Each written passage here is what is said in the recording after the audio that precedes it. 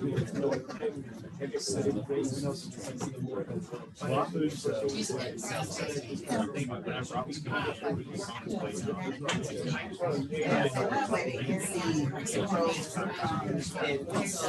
don't feel like that was something that they can kind of down and okay, well,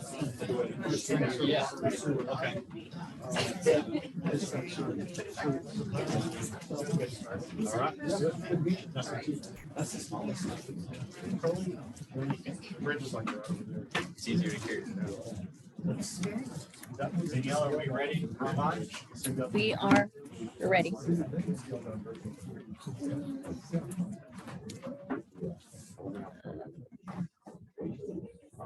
Okay. Well, thank you all for attending. We'll get started. We're starting a little late. That's all right. Good time for everybody to make their way in.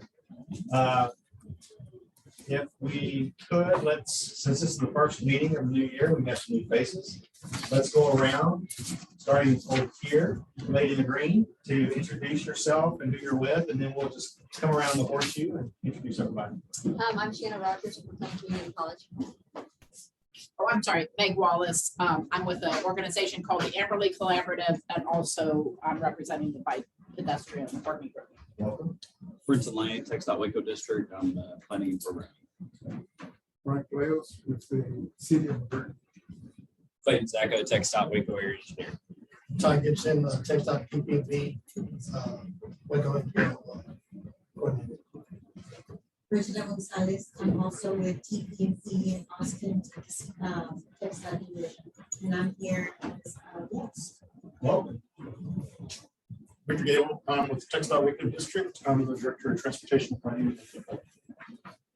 I'm Greg Snydoff, City of Belmead, Assistant Director of Public Works. We have somebody back here in the corner.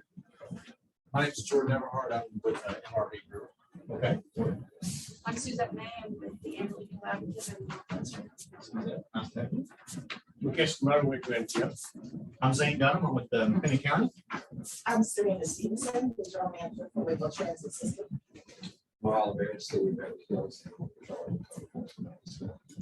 Amy Burley Highland, City of Waco, Director of Public Works. I'm not Beatrice Swarton. I'm filling in for her. My name is Laura Wagstaff. I'm the Waco Long Range Planning Manager. And Annette Holt, Waco MPO. And Gus is here from I'm with the City of Waco's IT department. very important person. Yes. Daniela Gallegos with Waco MPO. And Danielle, who do we have online? We have Nicole Gray, Renee Pastoric, hope I said that right, and Brian Lemiller with City of McGregor, and Barbara. I can't see it. Welcome, everyone. Thank you for being here. First meeting of the new year. I can't. Good Christmas and good New Year's Eve, and made it through that. Okay, so today we're starting the Technical Advisory Committee agenda. Item number 1 is update and discussion regarding the Waco transit system. Fixed route realignment study from Alliance for Transportation. Yeah, we're going to, Renee is going to be presenting about the fixed route realignment study locally. So we'll be starting shortly.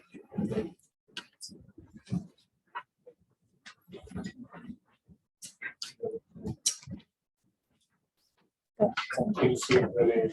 Yes, Renee, you- Yes. All right. Hey, everybody. How y'all doing today? well, Am I able to share my screen, Daniela?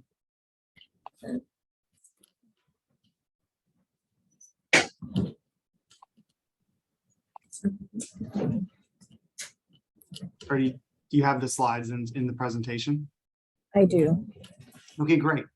So hi, everybody. My name is Renee Pastrek with Alliance Transportation Group. I'm speaking to you all today about the Waco Transit Route Realignment Study, which we have been working with Serena, the MPO, the city and other partners for the past year, and of course citizens, to develop recommendations for a realigned transit system. Ultimately, the city council over the summer chose a scenario that I'll be presenting today. So like I said, there's been a lot of project partners in this plan: Waco Transit System, the Waco MPO, and of course, Alliance Transportation Group, which I mentioned myself, and AECOM and VIA also worked with us on this project. Next slide. So I just want to give an overview of the overall goals and strategies that we really wanted to include as a part of this realignment. So first and foremost, this is really about reimagining Waco Transit for the first time in over 20 years. The system in its current state was implemented in the 1950s. It's a hub and spoke model, a lot of one-way routes, and it was last updated in 2003. The overall goals of the project are really to improve connectivity, minimize travel time for riders throughout the system, and then provide freedom for citizens throughout the city to really reach their final destinations. But again, this really started about 10 years ago, in 2013. There was an initial study with recommendations to redesign the Waco transit system for improved economic development. In 2017, that realignment study also moved further to recommend bus rapid transit as a way to, or as a component of that system redesign. And then in 2021, this study kicked off, which is really to choose a pathway for improved service and to implement that long-term bus rapid transit. Excuse me. So the overall process by which we went forward with this study was really looking at technical data. So the existing conditions, how is the system running, how is the on-time performance operating, and then really soliciting input from the citizens, from the riders. We really wanted to make sure that we combine the best available science and data with really what the citizens want the most out of the system. Next slide. You can go next slide. So I'll just briefly go over the existing service. So this is a map of the existing Waco transit system. There's 10 fixed routes. You can kind of see some of these routes, they run in opposite directions. So there's a loss of efficiency throughout the system. There's additional service that runs to Baylor University through a shuttle with limited hours of operation, as well as demand response service throughout the rural areas of the county. The next slide. The general span of the routes in the existing system is from 5:15 a.m. to 7:15 p.m. on weekdays. Saturday service does vary by route. And then service frequency varies from 60 minutes to 120 minutes, depending on the route. Next slide. And again, just in more detail, these are the route schedules. You can go to the next slide as well.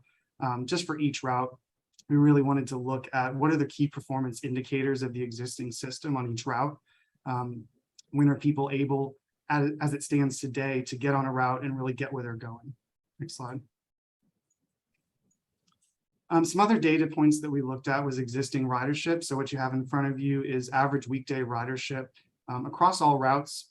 You'll notice that route 1 and 2 and 3 and 4 at the bottom left-hand slide of the slide, those are paired together because those are actually two of those one-way routes combined into really one total route. And they do have the total highest ridership for the system. So those are really concentrated in the downtown core. And then as you get farther out of the downtown area, the routes really lower their ridership, but bringing the median weekday ridership to about 99 riders per day. Next slide. And then we looked at route boardings by hour. Again, we really wanted to know really which routes are currently performing above capacity or really more than we expect them to, and then which are underperforming. So, certainly there's going to be routes in the existing system that are not as productive as they could be. Next slide. So again, I just wanted to show the existing system again, just to give you an idea. where we're going in the scenario that was chosen. So you can see this is a wide system. Like I mentioned, there are one-way routes. The current system uses a flag-a-stop system, so really anybody can wave down the bus at any point in the system, again, lowering that efficiency. And again, you'll see in a few moments that we're really looking at tightening and making this more of a condensed system over time. Next slide.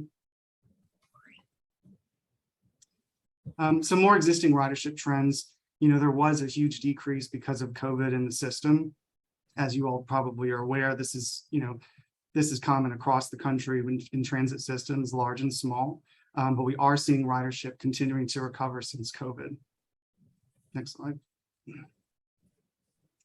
So in addition to the existing conditions of the system, as well as community engagement, we conducted a transit market analysis. So we really wanted to understand, by combining a variety of different factors, really where is the best place to provide transit in the city of Waco that would get the most bang for your buck. So that would be key destinations, so existing locations of schools, government buildings, jobs, as well as where we're predicting growth to occur. We looked at transit propensities. So these are going to be census tracts that have a large proportion of transit dependent populations, vulnerable populations, citizens without access to vehicles, mobility impairment, low poverty areas, people that really need transit to get to where they're going. We also looked at multimodal connectivities in order to provide routes in a system that have the best access to their final destinations, those first and last mile connections. We really want to make sure that the routes that are being proposed have that multimodal connectivity to alternative modes of transportation with bike systems, sidewalks, et cetera. I mentioned social vulnerability. So again, another factor that we looked at was census tracts with high proportions of vulnerable communities as per the CDC. And then service details. So we really looked at travel time, how long is it taking to get to where you're trying to go, based on that public feedback, and then the data set that we looked at. Next slide. So taking all that information together, the public involvement, the technical data, as well as the transit market analysis that I just mentioned, the project team proposed 3 different scenarios. 2 of them, scenario 1A and 1B, would involve a bus rapid transit alignment, which kind of, depending on the level of investment that the city would want to take with those scenarios, one would be a full bus rapid transit alignment running along the core of the city with lines connecting throughout. Scenario 1B would be a kind of smaller version of that, less heavy capital investment, but really the same system. And then scenario 2, which is what we called a blank slate. So this is a total redesign of the system as it stands today, using that transit market analysis, using the technical data points that we have and the community feedback that we received. Next slide. So this information, this exact presentation was presented to the City Council, like I mentioned, over the summer. And the City Council overwhelmingly supported scenario 2. So scenario 2, while it doesn't have bus rapid transit in its current alignment as proposed, the City Council felt that this was an opportunity to redesign the system, boost ridership, kind of grow the public support of transit in Waco over time, until it would be a little bit more feasible to make that heavy capital investment in bus rapid transit. Next slide. So I'll just go a little more in detail about scenario 2. So like I mentioned, this is a blank slate. This is a redesign of the system. Future bus rapid transit lines are possible in this system. You'll notice that it's a little bit more condensed, a more tighter version of the system that exists today. That's really based on those transit market analysis census tracts, really focusing on areas where fixed route transit is going to have the most bang for your buck. We also proposed 2 micro transit zones, one in East Waco and one in West Waco. The City Council did suggest actually a 3rd one at the meeting. But these are, if you're not familiar with micro transit, this is an innovative form of transit similar to an Uber. It's on demand using a software from your app or smartphone for citizens to really get where they're going without that heavy investment in fixed route infrastructure. So again, the key improvements with this scenario would be expanded service, improved frequency, and increased connectivity. Next slide. Another factor that we use that transit market score to, or another way we use that transit market score is to determine higher frequency routes. So in addition to designing the new alignments, we also use those high transit market score census tracts to determine which routes would be more feasible with a 30-minute frequency. So we determined that Route 1 and 9 really focused on the inner core of the city, were feasible for 30-minute frequency, with all other routes being at 1 hour, which is an improvement from the existing system. Next slide. So I have a couple bits and pieces of information about microtransit. So I mentioned that this is a form of bus demand response service. This is innovative, it's new. A lot of cities are really grasping onto it as a way to serve more populations within their jurisdictions that maybe have lower density. Maybe it's not as feasible to provide fixed route transit throughout every corner of the city, but microtransit allows the city a new way to provide that service, without making that large capital and operations investment. So this is flexible. It's capable of connecting riders directly to their destination. This is cost saving. Again, there's no need to invest in fixed route infrastructure. The zones can actually change over time as demographics change, as needs and wants of the communities change about where they're going. And then again, this can serve as first and last mile solutions for destinations not well served by fixed routes. And all of this comes with the same fare as a bus. So this is really public transit, but as a service through software on demand for the public. Next slide. And then we have 2 slides using the Jane tool, which is a cool way to show some of the improvements that you would see with microtransit zones given the new system. So this is just one example in the northern microtransit zone in the system. If you look at the right-hand side, you'll see this is showing the percentage change of sites that are accessible, the change from the existing system to the microtransit zones. You'll see that there's a significant increase in the number of population, jobs, hospitals, et cetera, that are able to be reached using microtransit. Next slide. And then this is the same thing for the southern end of the city as well. There's a lot of jobs in this area with industrial activity, and where there used to be, routes kind of coming in and out on the outskirts of this area using microtransit, you're able to see, again, even faster, significant improvement in accessibility at all time zones, characteristics. Next slide. So next slide. So this is just a side-by-side of the existing versus scenario 2. So the existing system has 10 routes, scenario 2 would have 12. So we're seeing a little bit of an increase in the actual number of routes. This would be an increase from 10 buses in service to 16, again, with the increase in routes and the increase in frequency in several of those routes. That's where that increase in number of buses comes. And then again, microtransit zones. It says 0 to 2, but that of course could be 3 given the system to implement microtransit down the line. Next slide. One aspect of the plan that we included was using performance metrics with the FTA stops model with just analyzing the different systems. We wanted to look at how does the existing transit service compare to scenario 2. So we looked at does the route have less time between buses? So allowing more riders to better plan their trips. Is there less riding time between key destinations? So mapping those key destinations and really seeing how long does it take to get from point A to point B? Is there an improvement overall in that aspect? Are there more routes with direct service? So again, redrawing those lines on the map, are we really connecting people in a way that really suits the current state of the demographics in Waco? And then door-to-door neighborhood service, that's going to be that microtransit. That's really just an improvement overall from the existing system. Next slide. So the next two slides, you can just go to the next one, kind of show across the board that we measured improvement in each route that's being proposed from the existing to scenario 2. And then this slide shows projected ridership using the FTA stops model. So this is a model that shows us how ridership would improve over time given the existing system from 2021 to 2040. So that's a no build scenario. We're seeing that we would get about a 12% increase in ridership over that 20-year period, as well as a 12% increase in ridership by transit dependence. So those vulnerable populations that really need transit to get to where they're going.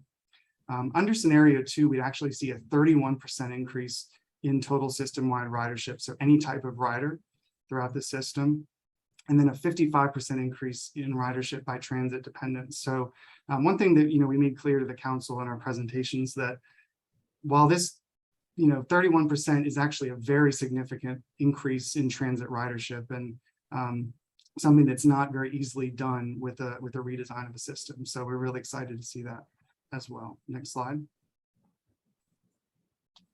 Another portion of the plan that we included was projected costs. So what you have in front of you is existing versus scenario 2 operations and capital costs. The increase in operations costs from existing to the new scenario, again, that's going to be an increase in drivers because of the new higher frequency routes, the additional routes, as well as micro transit, and then capital costs. So that's going to be implementing bus stops, fixed bus stops along each route, as well as the new vehicles for micro transit. Next slide. And then additionally with that, we looked at the initial cost estimate for electrification. So given the current asset management plan for Waco Transit, there will be, there's going to be a need for new buses in the implementation of scenario 2 over time. And while electrification and low to no emissions vehicles are, very important and a lot of people are working towards that, we wanted to make sure that we included that as a consideration in the implementation of scenario 2. So what we have in front of you here is initial upfront capital costs to set up a retrofit of the depot for charging stations and equipment for new electric buses, as well as 2 electric vehicles per year. So given FTA standards for transit asset management, that's really ensuring that the existing vehicles reach their useful life by the time that the transit system is investing in new electric vehicles. And we did determine that that would actually reduce O&M costs for the agency up to 25% over time. Next slide. So in a nutshell, existing versus scenario 2, we're really seeing improved efficiency for Waco Transit with route interlining. So this is a new feature of the system that the previous one-way routes wasn't really able to accommodate. This still positions Waco to implement bus rapid transit over time. It really just takes a more managed phased approach to build ridership, build support before making that very large capital investment. This introduces new and innovative technology to better meet public needs. So that micro transit, that's the best of the best practices right now in transit, and that really keeps Waco in the cutting edge of transit in the nation. We're recommending keeping minimum 1-hour routes across the board for the system. However, again, there's an increase in service with those 2 30-minute high frequency routes, 2 routes that with 30-minute frequency. And then, of course, this allows more users to access transit across the system with better frequency and variety of options. Next slide. So this is just a quick breakdown of next steps. We are providing the system with a more detailed implementation plan. But initially, the transit system and the city would seek grant funding for implementation over the next several years with that micro transit. Of course, that comes with a cost. And then, working into the micro transit, building that support, we would look to implement scenario 2 in the next couple of years, build that ridership, and then of course seek capital funds for the bus rapid transit further down the line. Next slide. And then that's it. I'm happy to take any questions that you all might have. Anyone have any questions? We have one question back.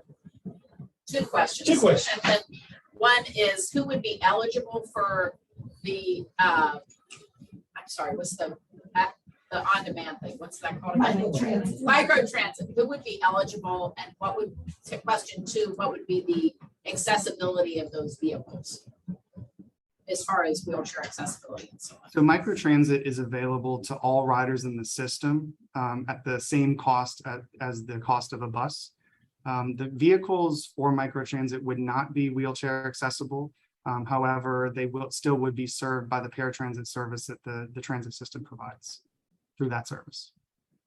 Okay, so one of the things we often hear about paratransit, frustrations with paratransit, is the need for way ahead of time signing up. And so I'm just curious about where parity comes in as far as ease of scheduling and wait times and things like that. Renee, may I? Yes. We would have the option when we start looking at microtransit vehicles to see if there's a vehicle that has accessibility. So I think with our FTA funding, we would probably look at all vehicle possibilities in order to move forward with that type of, because we want to be equitable across the system. And so if we're introducing a new type of service, I believe that there would be some accessibility vehicles that we'd be able to use on that service. So as a system, we would look at that and not make it specific to non-accessible vehicles. So just so you know, we would. Thank you, Renee. Good questions. Thank you. Did you have any further questions? Oh, Mo? Yeah, I thought about the question regarding industrial area, say from Waco, say towards the Amazon. And I didn't think to look at the routes, but is that route included something like that? We would be able to meet that need. That's one of the microtransit zones that would have the more on-demand type service in this proposal. We currently have, we've done a pilot program where we're running some services down Aggie at this time. And so we have some availability right now to meet that need out at Fort Depot and Tractor Supply. Yeah, so that's really growing. So we currently have a route that we're piloting in that area. Related, is there a way we can have folks who are users of paratransit be involved in that, giving input into that decision making process about what would work well for them? Oh, yes, when we get ready to implement that, we would definitely have to work with this. Yeah. So you kind of understand how it works, what we need to do to make sure we promote the service so that they're aware of it, because they would basically be able to use their app, schedule their trip, and the vehicle would come to their origin and drop them off at the destination in that microtransit zone. So maybe we could just exchange information, because we're developing a group of self-advocates to address those things. So I'll catch you after. Yes, ma'am. Thank you.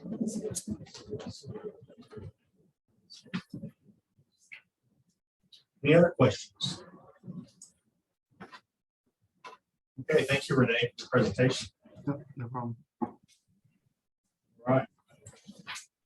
Guess we'll be moving on to agenda item number 2, consideration and action regarding a recommendation of the policy board to adopt regional identity recommendations 3 and 4 from the Waco MPO strategic planning work group.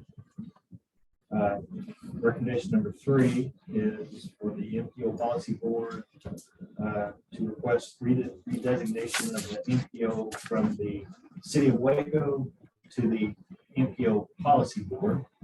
And recommendation number 4 is the MPO policy board redesignates the Waco MPO policy board to be solely responsible for the hiring, firing, and oversight of the MPO executive director. So consideration and action of those 2 items. Yes. Yeah, well, so just to refresh everyone's memory, we had put together a strategic planning work group that was assisted thoroughly with Texas Transportation Institute. And we went through this entire process beginning in March of last year until July. And at the end of which we prepared the strategic planning recommendations, and the recommendations were focused largely on two separate items. One was regional identity, which came out to be one of the most important discussion points or sticking point.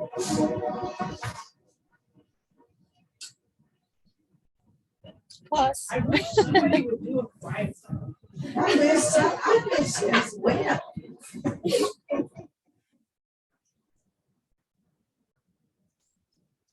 The second major set of issues were related to capacity constraints and the MPO.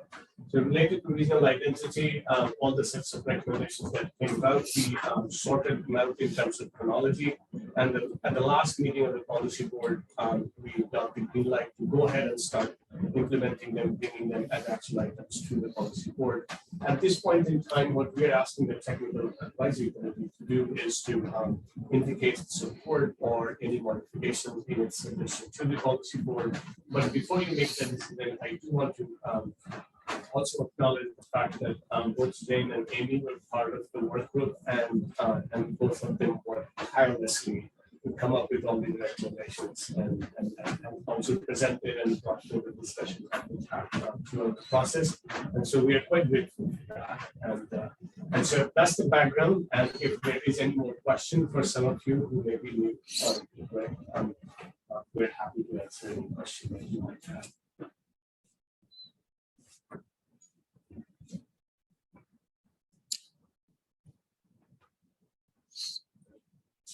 Okay, so there's no really vote or anything on that, it's just discussion.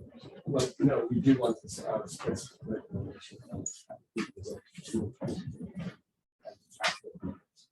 To go forward with those two recommendations, yes.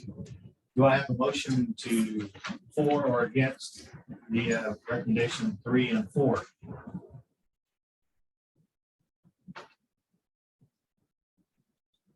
I'll make the motion. That was 4, that we go forward for recommendation 3 and 4. Do I have a second? Sir, we got a second from Francisco. Is there any discussion? I've got a quick question. Sure. So on recommendation for MPO policy board would be sole oversight of hiring and firing of MPO executive director. Who has the oversight of MPO staff? The director does, and the director serves as a part of the policy. Perfect. Thank you so much.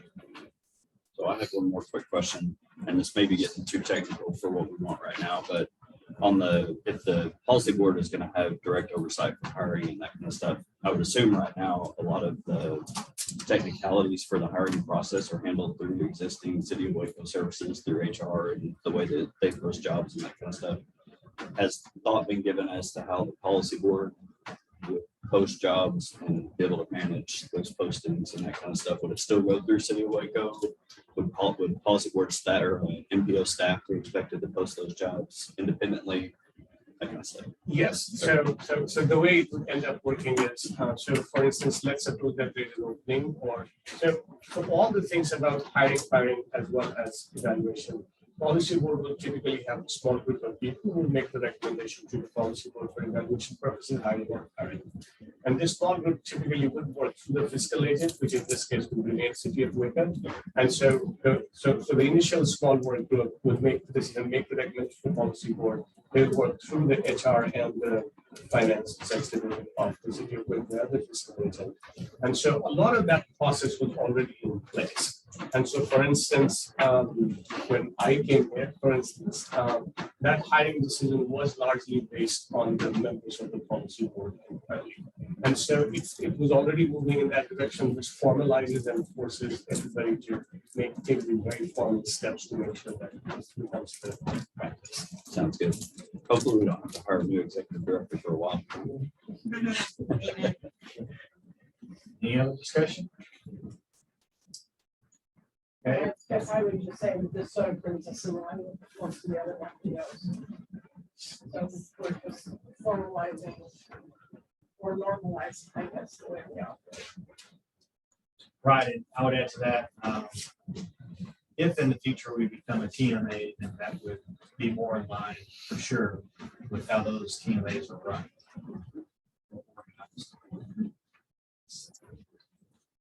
Any other discussion?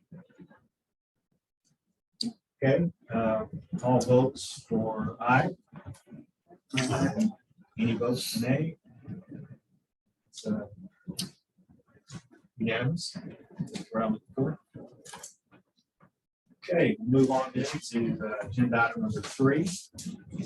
Update and discussion regarding a recommendation to the policy board regarding the creation of a local fund to meet local match requirements for grant recipients. So, so we have had this discussion quite a bit here also, and we asked the policy board if they would like us to move forward with a formal action item for their next meeting, and they requested yes. Therefore, what you have in front of you is again making a recommendation to the policy board to move forward with it. That way we can put it on the policy board as a motion and as a resolution, which they will pass and then we'll follow through with it. And so just to recap what we talked so far is that the way we have been discussing local fund creation is that it'll get spread out. Our goal is to raise roughly about $100,000 each year from the member entities spread across the municipalities that are part of the policy board, across 5,000 for smaller MPOs and 50,000 for smaller municipalities, and 50,000 for City of Waco, and $25,000 for the county. And so based on that, the idea was that we'll use this fund largely to go after competitive federal grants, in which typically the local requirement is the 20% match. And our expectation is that then we can freely go ahead and chase after these grants as effectively as we can, which so far our record has not been particularly good, and we want to improve that. And so this local fund will significantly help us with that.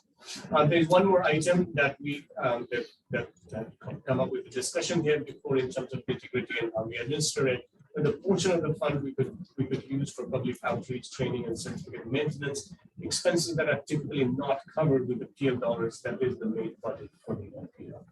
And then the last item was that all the budget items related to this local fund, they will require 2/3 votes of the present members of the policy board at each of their decisions. And so these were some of the administrative decisions that we have discussed so far, and that's what we're presenting today, so that we can present to the policy board what we will have. Okay. Do I have a motion? Oh, if you want to discuss the advantages. So we have gone through that. We were just summarizing everything that we have discussed so far. It does give us the advantage of being ready with any discretionary grant proposals. It also allows the MPO to seek other sources of funding.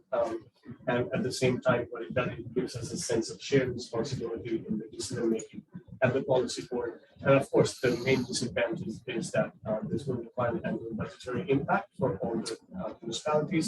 However, in all of our discussions, the amount is minuscule enough that in fact, in most cases, we will not even have to go to the budget. It will very easily be allocated from the funds that are interested.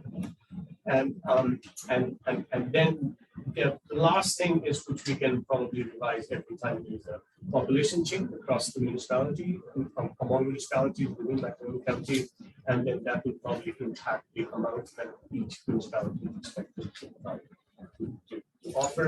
But that's a policy board discussion, and we will revise that amount every census. And you may want to, I would also add that the amount that each city is required is based on a formula. And the larger the city, the more they pay, and the smaller the city, the less they pay. But that doesn't mean that that's the only benefit that city gets. It can get, there could be a project that would be very beneficial to a smaller community that they would not have had the funds to match or been able to go after in the past. But this will allow us collectively to pursue those types of projects.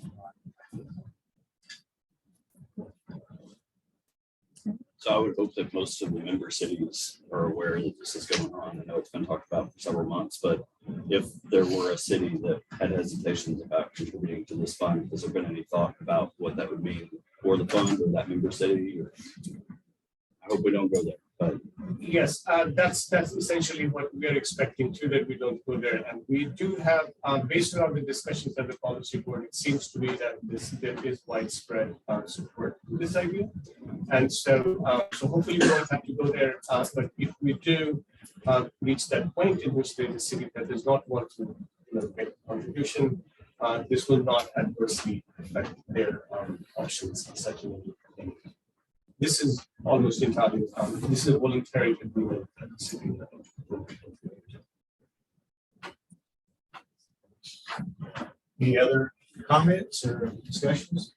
I guess we need a motion to proceed. Do I hear a motion? I move that we recommend the policy board create a local fund to the NPO. Okay, do I have a second? I'll- Okay, Brent, seconds. Any other discussion, any other comments? Okay, all for in favor, say aye.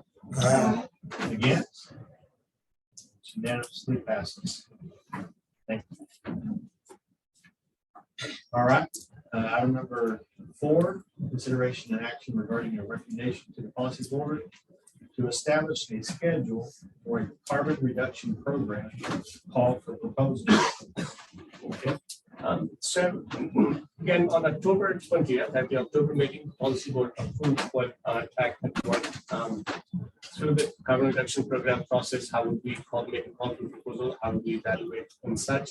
And so based on the policy board approval of the resolution, which allowed us to go ahead and do that, the next item for us to decide is set up a timetable. And there is additional item that has come up since then, which was that if we wanted to make sure that throughout the process, we already had public input, quite a bit of public input in the development of the project selection criteria and such. But we also wanted to figure out if there is a value, and that's the item for discussion here, to include a possible public meeting once the projects are submitted. And also what might be the timing of that public input meeting. That's something which is it's entirely open. We could do it at the upfront, meaning that when we do call for proposal, we could do it then. We could do it once we have done call for proposal. We could simply treat the technical advisory committee meeting as the location where public input could be given on any of the projects that are submitted in the carbon reduction program. Or we could do a public input at the end of the process when the technical advisory committee has already selected some evaluated projects and move them forward at the policy board level. That would be the time for public input. And so those are some of the considerations that we would like you to make. And we also would like you to give us some dates that we can propose to the policy board. And this is when we open the proposal. This is when we close the proposal proceedings. And after that, the timeline for when we make the announcement, it comes afterward. But for today, we do want you to make a recommendation for when do we start the solicitation and when is the deadline for receiving the applications. So I would ask when, if we're looking at dates, are we constrained by any other dates put forth by the federal government or the state? How close are we to having a call, with the actual call written up and ready to, or we're not far along on that process? The issue is having it ready to go on the website where you can submit on form. We're getting closer to it. So do we need a month or, I think I'm like this. so we won't be ready for a month? So, Yeah. So I think to be on the safe side, earliest date we should consider should be beginning of March. Earlier we had talked about end of February at the previous meeting. And so end of February, beginning of March would probably be a good comfortable date for opening call to proposal. And then typically to keep it closely similar to what TechStart schedules are, it remains open for roughly about 2 months. And so we could work with those dates. And so end of February, and then within 2 months, the deadline. And after that, and in between, we will create a selection committee work with some of the technical advisory committee that will do the evaluation research and present to the policy. Okay, so March, April, end of April, early May, proposals are submitted. Probably a month for evaluations. I'm just thinking, we don't want this to go too far into the summer, right? And we don't have people who come out available, so we'd like to probably wrap it up by July. Sure.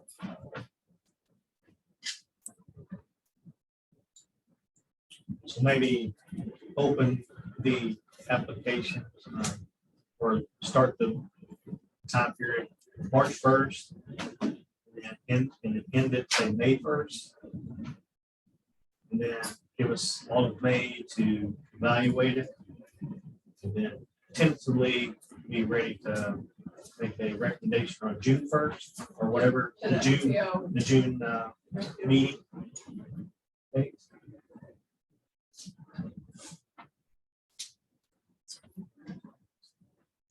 Yes, we could. I just looked up the days. So March 1, for instance, is the Wednesday, May 1 is a Monday. And so if you wanted to open it up on March 1, that would get that.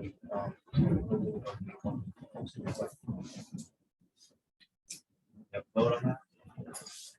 We just need a recommendation from you. So if March 1, May 1 is work for everybody, we can put that up to the policy board for making this. Let's do that. Okay, great.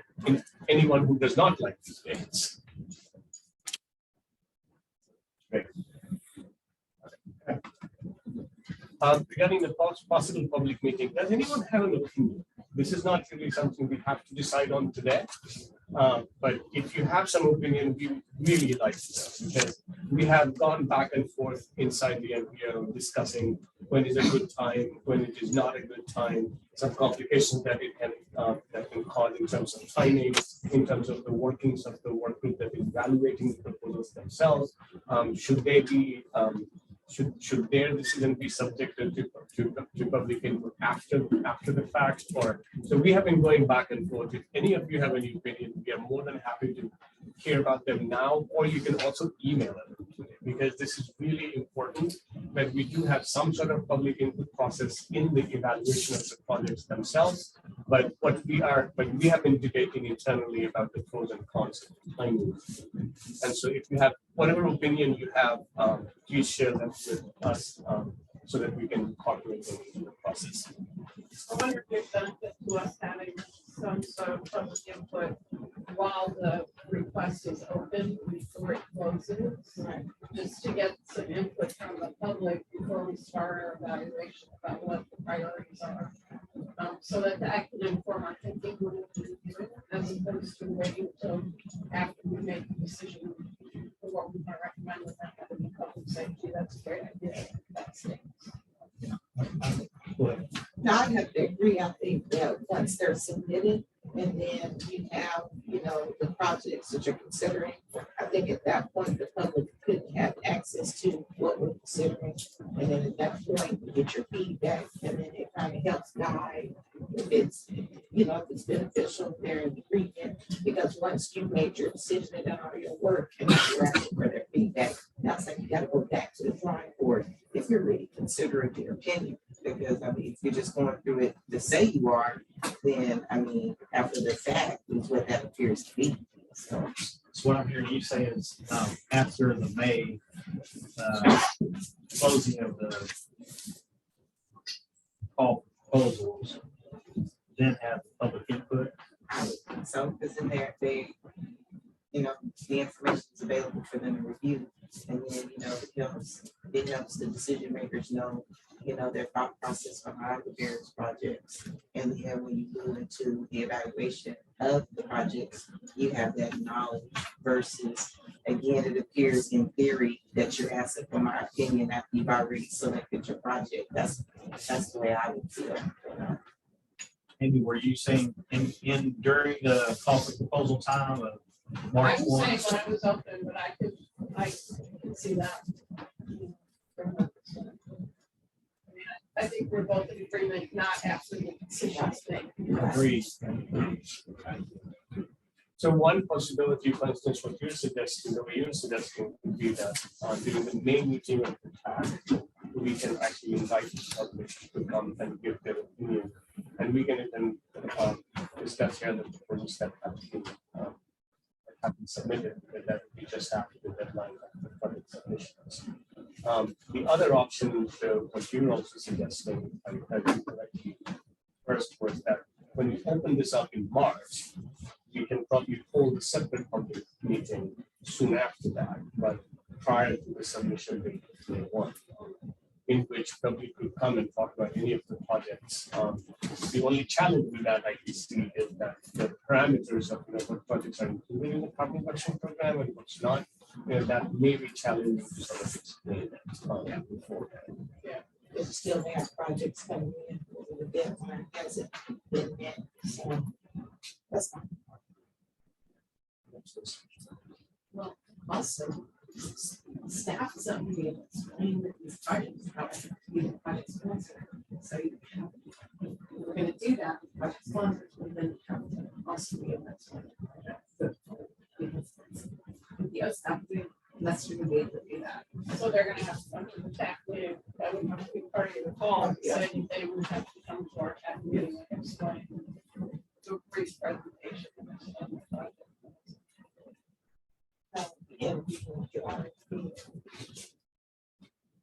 And that's sort of precisely what we were thinking too, that the project sponsors have to be able to be there as part of the receiving input and we explain.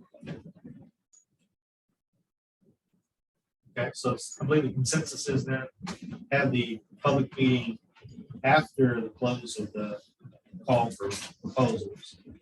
And that public meeting will be during our technical advisory committee's meeting. Whenever those proposals are being discussed, and we would have the sponsors be there to help explain their proposal. So when would we meet in May? First Thursday, which would be around the 6th, 4th. Okay, so we're closing it on the 1st, and we would meet on the 4th. Does that give us enough time? Give the sponsors enough time to prepare? Okay. Why don't we do that? I think it also just be getting the work put together and being the word that you, as long as we arrange that. Yeah, depending on when I can get maybe 2 weeks. Maybe For presentations, no. For the work group, just gonna evaluate them. like, you know, they're gonna go through and evaluate, and they're gonna hear presentations to the project sponsor. So that they would meet. What do you think we're gonna get? Do we have any idea? What kind of response? I know that's not. It's difficult to have it, I guess, but I would think that we probably should have somewhere between 2 to 6 proposals. Make sure you look at the number of pages. So I think that we staff can manage to get a work together in May. We can plan that ahead of time. And we can put it so I think we can do that by June, June's after me. I think that's the schedule we're gonna go by. If there were issues. We like to figure out some of. Try not to. Yeah, that seems reasonable. Yes. So the work group is the evaluated, is it the chat? Is it these members that would be doing the evaluation? It's a subcommittee. It's a subcommittee, but they're outside people that aren't in this, that aren't on this team. That's, I'm just curious. So our proposal is going to be that coming the subcommittee, if the TAC decides that they want to bring in an outside expertise to be included as part of the evaluation process, TAC can do that. But the way we are anticipating it, that it will be a subcommittee from the county. So that would be that. Okay, so then if they presented their proposals at the May 4th meeting, we would all be present. And then that team would have been in the room to see the presentation and to make it do their evaluation after that point. If we didn't have the subcommittee created, they would still have that opportunity to see what's being presented. So, okay.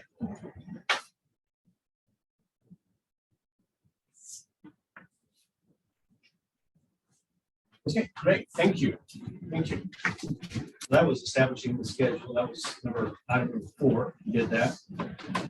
We can move on to item number 5, which is consideration and action regarding a recommendation to the policy board to support all project applications from within Lieutenant County for the 2023 Transportation Alternatives Call for Projects administered by the Texas Department of Transportation. Slam dunk.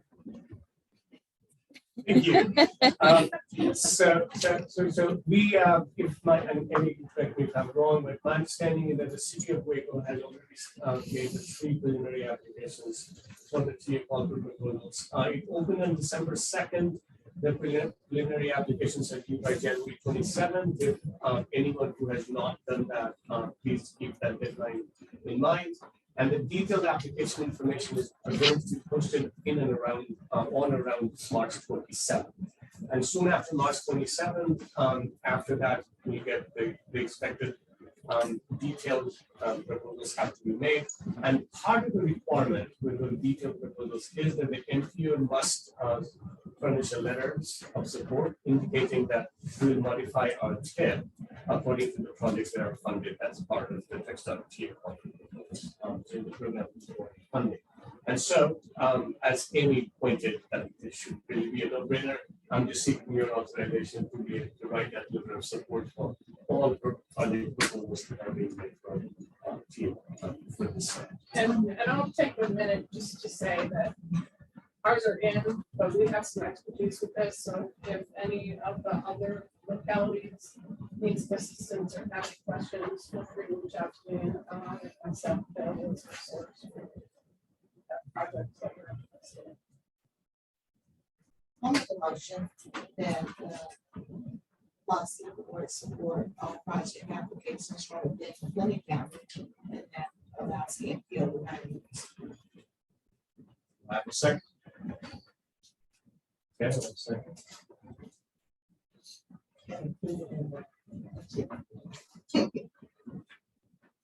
Any other discussion, comments? For whatever it's worth, I think TxDOT should probably abstain from this. Since we're taking project costs from one of our districts. Yes. Okay. Any other comments, questions? Okay, all in favor, say aye. Aye. Opposed? Passes unanimous. Thank you very much. And Amy, for the city. That's quite the offer.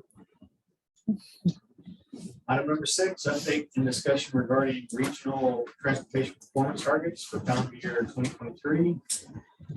Item A is public transportation safety and asset condition performance targets, and item B is roadway safety performance targets. So before I hand it over to Serena to discuss the PTAS and the TAM targets for local transit, I just want to remind us all that and this is the planning process that we typically follow at the NPO level, and the performance management is part of the FAST Act requirement, and not only part of the federal requirement, but also part of doing good practices that we need to be able to monitor how our systems are performing so that we can use that feedback to go back into if we need to change the vision, if we need to change our criteria, and how do we go back to the entire planning process.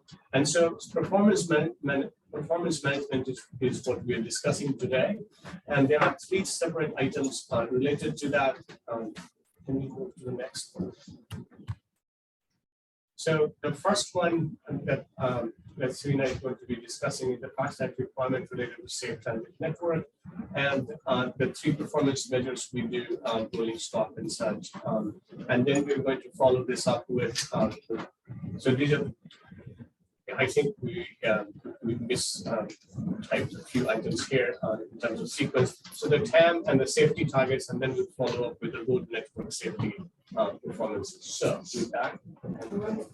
So just everyone, so that everyone would know, the TAM, which is the Transit Asset Management target, it is a goal that's associated with performance that's used to track the progress of our capital assets at Waco Transit towards achieving a state of good repair. And so we set and achieve performance targets, and it's a local decision. And so our targets is set to be realistic based off of the funding that we should be receiving in the next year. And so that's how we kind of make our decision as for the useful life of the vehicle and what needs to be replaced in the coming years. Next slide, Danielle. So when you look at the process of setting our TAM targets, it's where we assess the progress. It gives Waco Transit a snapshot of the health of our assets on an annual basis. And then we're able to look at our vehicles and our facility through its life cycle. The TAM final rule does for missing a target, nor do we receive any type of reward if we reach the target. It just gives us a pathway forward with replacing our fleet to make sure that we can sustain state of good repair for the service that we provide. Next slide. And so we actually in 2022 needed to replace 10 urban buses. We needed to replace 6 urban cutaways based off of the percentage of our vehicles useful life. We use the useful life benchmark to evaluate, when a vehicle should be replaced. However, there are all kinds of factors that come into play whether or not we need to replace a vehicle. It could be performing well, and we could have had an incident or an accident with another vehicle that may have not met its useful life. And so at that point, we just need to make a decision. An organizational decision is to replace the vehicle that needs to be replaced. And so again, in theory, it works like you would think at 10 years, you replace, 6 vehicles. However, it's all contingent on the funding that we receive as well. And so we have not received significant funding under our 5339 grants to purchase, the 10 urban buses, which would be our fixed route buses. We haven't received that much funding and we're also trying to go through a study which would establish whether or not we're going to continue to move forward with diesel vehicles, if we're looking at electrification, if we're looking at fuel cell vehicles. And so we really want to hold on to our funding to make the best decision that's aligned with the city's fleet plan and the vision of Waco. And so, but in the year of 2022, we were able to purchase 8 cutaway vehicles. Although there were some supply chain delays that impacted our purchase order, we were able to get those in. And so instead of replacing 6, we replaced 8, which made us exceed our cutaway replacement. And so we'll just continue as we get our funding and as we could complete this study to figure out what's the next direction we need to take with regards to our fleet. Because ultimately, safety first is what we do. We move people, we don't move freight. So it's a priority for us. Next slide, please, Danielle. Now we have our public transit safety plan, and this is required by Congress. And what it does is each year we reevaluate how we as a system are performing. We're able to identify a baseline for our safety metrics and performance targets. And in the plan, we factor in, what NTD establishes as a reporting criteria. So an incident, an accident, a facility evacuation, there's certain criteria. So every accident isn't reported in the NTD database. It's if a vehicle is towed away, if there's damage to a vehicle that's over $25,000, these are reporting thresholds. And so that data is submitted each year by all transit agencies. And then from there, we take a 5-year rolling percentage of our performance, and that's where we set our baseline from. And so, again, it just allows us to gauge where we're at. It allows us to look at our peer information, and then that's what we present to the city of Waco in looking at our goals for the next fiscal year. Next slide, please. And so again, the baseline is the average that's developed during the past 5 years of NTD data, and that's the National Transit Database. And again, the target is the goal that Waco Transit aspires to achieve. And this generally means that there's going to be a decrease in the number of fatalities, injuries, and safety events, and an increase in the number of vehicle revenue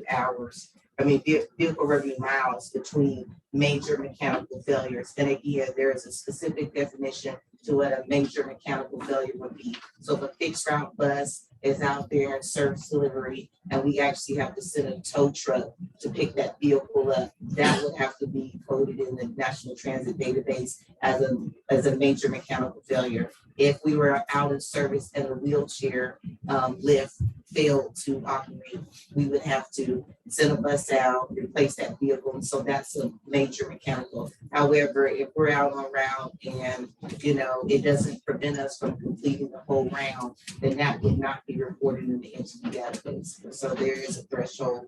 So, and this is this is what was presented to council in December. It was accepted. We must again present this annually to stay compliant with our federal regulations. And so our target for 2023 is to have 2.6 passenger injuries and 2.2 safety events.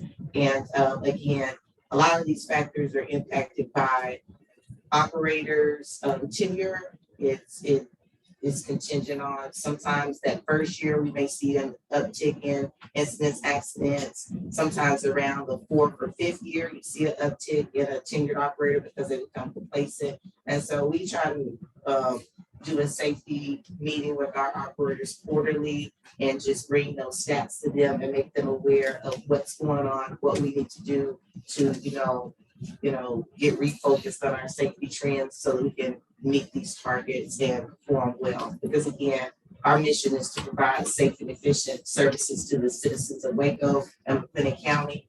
And we have people's lives in our hands, so we don't take that lightly. And so that is our targets, and we just want to make sure you guys are aware how we come up with them and what the significant importance of the safety is for Waco Transit as a whole system. Thank you.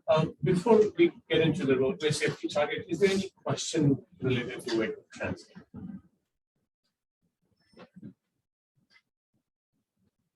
What's a cutaway vehicle? It's a paratransit van that the little bitty vans you see with the side door that opens, or sometimes you'll see other systems that have a rear door, and that's where a person that may have a mobility device, you'll see the ramp come down, and so that's a paratransit vehicle or a cutaway. So we've got 2 more of those than anticipated. We did. Yeah. So could those be available for the micro transit service that is being proposed? Well, again, right now, we would have to request from FTA and take stock to see if we could have additional vehicles for our because right now we get replacement vehicles, so based off of the useful life of the vehicle, we submit that in advance. So for us to add vehicles to our fleet, it's a different request that we have to make. And so my hope would be that, yes, we could use those type of vehicles in a microtransit, but we may have a mixed fleet in microtransit. And so that way, we're mixing the fleet. If it's the need is there for ambulatory, if it's all ambulatory trips, you can move those. If you need to augment it with a person who has a mobility device, then you can put that vehicle in the system. And based off of the scheduling software, you always enter your vehicle capacity in that software. And so as people are booking the trips, it's going to pick that vehicle with that capacity in order to dispatch it out to that area. So if we have a mixed fleet of vehicles, I want the availability to be there for all citizens. And so we would be able to meet that regardless of the vehicle type. The FTA encourages us to have a fleet that's fully accessible.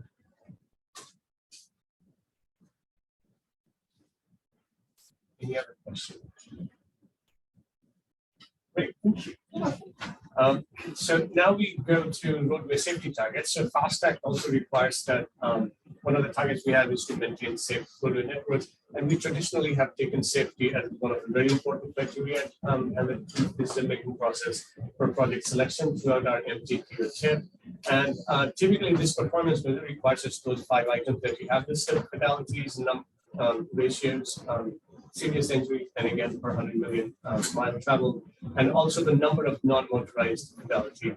We reassess and set these performance targets annually. One of the things that is going to be different beginning this year is because if you recall, we submitted the comprehensive safety action plan proposal under the SS4A plan proposal. If we receive that funding, then we would be not only rethinking a lot of these targets, but also trying to figure out ways that we could be even more aggressive than what we have been so far in setting some of these targets. So the first thing is that this is the what the TxDOT that adopted the Vision Zero policy. TxDOT sets its target for each of those years based on this idea that how we get to zero fatality by 2050. And so for 2023, you can see that the target, the total number of fatalities were Texas is expected to be 3159 and the rate at 1.20. The number of serious injuries 17,819 and the rate at 6.77, and the total non-motorized is at 2340. The gray line for the bottom that expresses the same target as a 5-year rolling average. We use exactly the same reduction ratios, and we applied the same thing for McLennan County to come up with our safety targets until we go through the safety action plan process, so that we can come up with targets that can be a little more aggressive than what the TxDOT targets are. So the idea is that for the TxDOT targets is we want to use that as a baseline, and we want to be able to do better than that. And by doing better than that, hopefully we can assist the state of Texas itself. And so next is the McLennan County. And so for just to put that in perspective, in 2019, you notice that 40, 35, 38, and then it jumped up again in 2022 at 42. So and similar trends you can see in the number of serious injuries went back up again to 11. And when you look at our 2023 target, these are not very aggressive targets, but these are the targets that match exact ratios of the TxDOT. But as I would like to reiterate that we want to be far more aggressive than where we are with these targets. We want to treat them as the baseline targets that we would like to set ourselves up for, on which we evaluate, but hope to perform far better than so far. We have been thinking quite a bit about what will it take, and when I say we, I don't mean just the Waco MPO, but the entire federal highway administration has a very large safety task force. So does the TxDOT, and we have all been very seriously contemplating all the actions that we need to take. Part of that effort was really this SS4A grant program, which is expected that most of the throughout the country will have several comprehensive safety action plans which can then be funded and fund different projects so that we can get to the Vision Zero. So part of that discussion is to think about stuff that we could do locally, stuff that have to be done nationally, statewide, and so on. Some of the examples that you can see here. So we do have to set regional vision and values through the strategic planning process. And what we intend to do is rethink our safety prioritization about how do we incorporate that into our decision-making process for project evaluation into the next MDP cycle, and so that we can have the project selection criteria that's specifically designed to reduce fatality and serious injuries. Modal time, travel time, land use connections, and also hotspots for crashes are all part of that thought process that we have been contemplating locally. And then the last thing I also want to mention related to what we have been doing is that along with the, in fact, I would prefer to discuss that as the as part of the next one, in which MPO application for safe steer, we already did participation in the MDOT TxDOT safety task force. So TxDOT had a safety task force that was composed of 7 different MPO representatives, and TxDOT very generously made $50,000 available for each MPOs as part of the, at the minimum test, the expectation is that every MPO will have a predefined set of safety tasks, our safety plan. And that safety plan is going to be funded through 50,000. We have been having quite a bit of discussion related to how we use that funding. And right now, TTI has been contracted to help with MPOs, making sure that they have a safety action plan that may or may not be independently produced by the MPO. And so we're doing that as well. Move to the next. And at the statewide level, as I mentioned, the Textile Transportation Commission created the and Textile District and Division and the 7 MPOs created the safety task force, and they have come up with their recommendation to the commission, which was adopted at the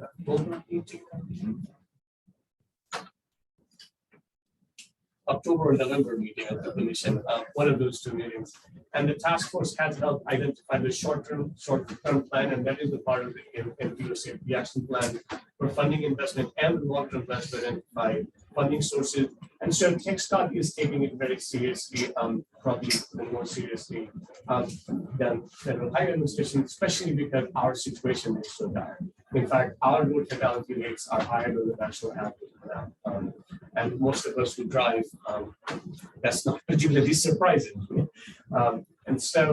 And nationally also, at the Federal Higher Administration level, we have been, funding quite a bit of research, funding quite a bit of projects that will help us with that. But one of the things that I want to leave you with is that we know that there have been a lot of discussions about why we can't achieve Vision Zero so quickly on American roadways, when there are examples from several European countries where people have achieved Vision Zero initiatives. But we, in fact, have a lot of local examples. Recently, some of you may have seen, Jersey City has not had a road fatality in the last 2 years, and they have been able to do it locally. In fact, there have been at least 2 or 3 other cities, relatively medium-sized cities, that have been able to achieve zero fatality. So there is no reason that we don't have examples. We don't have to look for example for the other side. There are several American cities that have been able to accomplish that. And so it's good to not only learn from them, but be able to implement some of those ideas. But I feel quite optimistic about how not only how we are approaching it, but our overall expectation about how we can actually reduce road fatalities. But for today, and we can continue to have this discussion even further, but for today, what I would like us to consider is move to the next one. So the other 3 questions: should the Waco MPO support Waco Transit's 2023 public transport asset condition targets? Should we support the Waco Trans 2023 safety targets? And should we support TxDOT's 2023 statewide roadway safety targets? We do not have to answer these questions today. They're only for our discussion purposes. What we really need to decide today is set a public meeting and the public comment period, because this is going to come back as an action item at the next meeting, which we will be making decisions. So our public comment period, we expect to open it on January 23 through February 2nd, and we would like to hold a public meeting on January 30th at 12 at noon. And all the formal comments that are solicited and received that day will present it to your meeting on February 2nd. And at that point in time, we would ask you to take action on supporting or not supporting or modifying the recommendations or targets. Any question, comment, discussion, thoughts?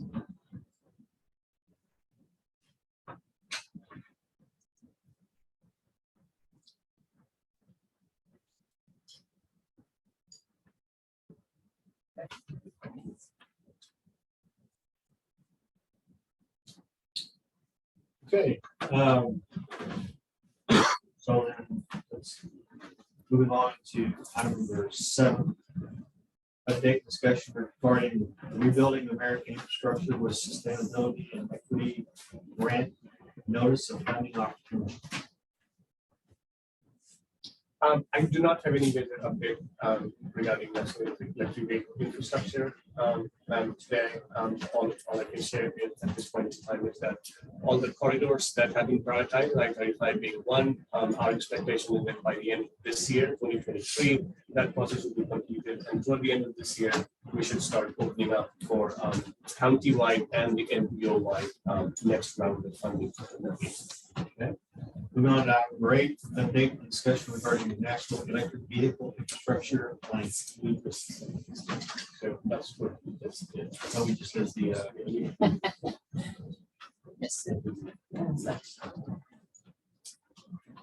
You reported on number 8 when we announced number 7. Yeah, I don't think there were slides.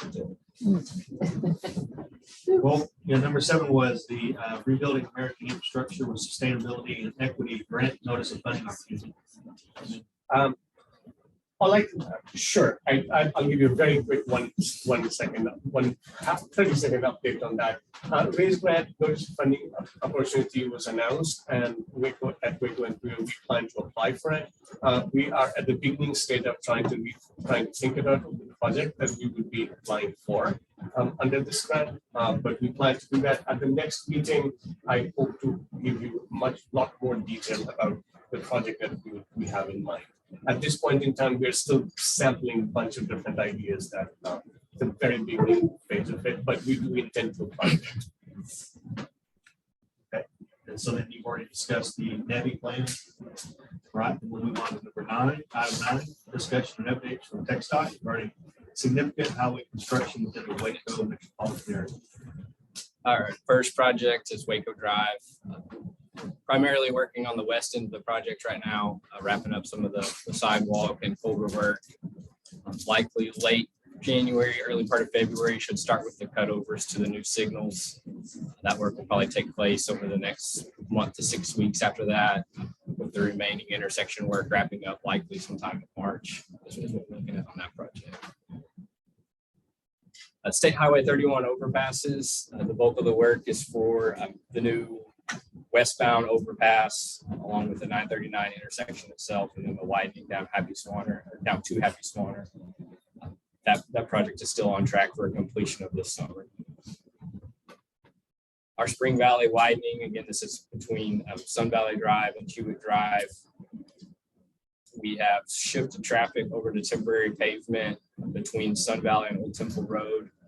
That's allowed us to start on the permanent drainage and permanent pavement work on the east half of the roadway. That work will be ongoing. We should switch the remaining half of the project from Old Temple down to Hewitt Drive, probably late January, get that traffic moved over and then start the same operations through that stretch of Spring Valley. We're still on track for that completion of fall of next year. State Highway 6 Mall to Mall. This is one that will have quite a few changes over the next month to 6 weeks.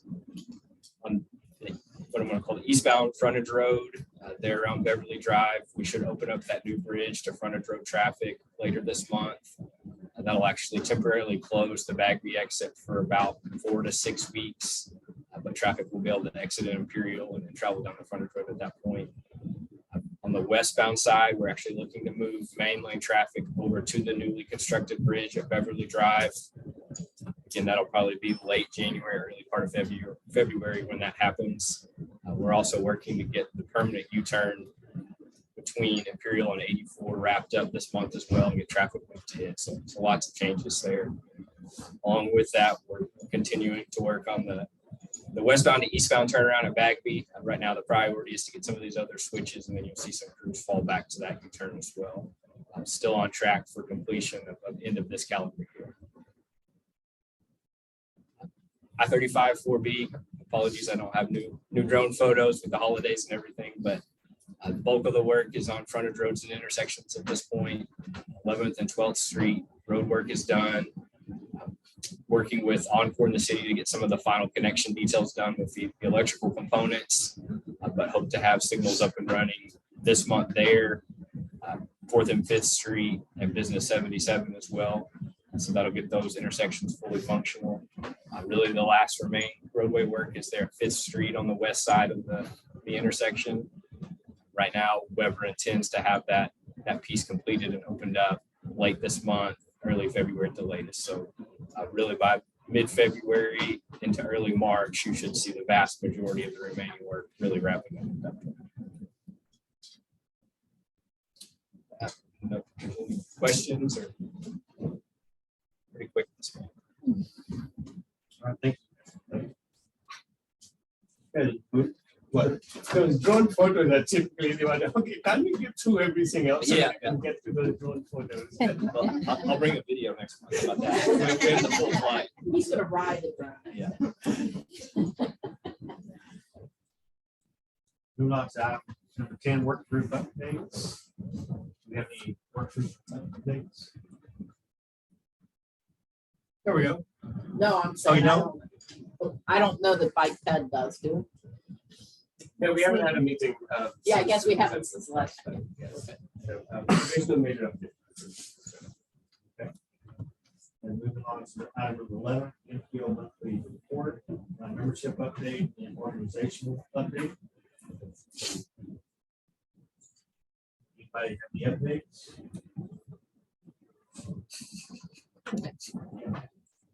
On to announcements, item number 12. Yeah, so, so the TA conflict proposal, the link is there, and we are happy to help, and Amy is also offered to help. If anybody has any question that we really want upon this start to be to aggressively pursue this, and we already discussed these deadlines before. Workshop recordings are available also on the Textile website with the same link that we have here, and we're happy to email you the link. It is on our website too, so that you can see them. Our next meeting is going to be February 2nd. Bike pedestrian work group meeting is scheduled for February 15th. And we expect to convene the collective automated vehicle work group by April 19, 2023.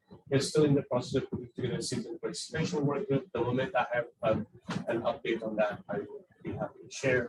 And also, we would like to request you for any agenda item that you have in mind that you would like us to add to our next meeting. All right. Anybody have anything else they want to add? Do I have a motion? Before we adjourn, I just wanted to make sure that you all are familiar with Mr. Snyder. This is the first time we have had a representative from Bellevue in quite some time, and so we are very happy to have you here. And we're very excited, and because there have been several projects that we have discussed on Bellevue in Bellevue's absence for the most part. Also, it's really exciting. Thank you. Glad to be here. Anybody else have anything they'd like to add? I have a motion for adjournment. So, great. Okay, all in favor, say aye. Aye. Nay. We're adjourned.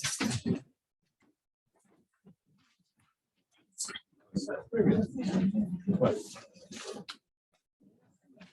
Yeah. I like the news, Chris. Yeah. Hey, Jordan. Yeah.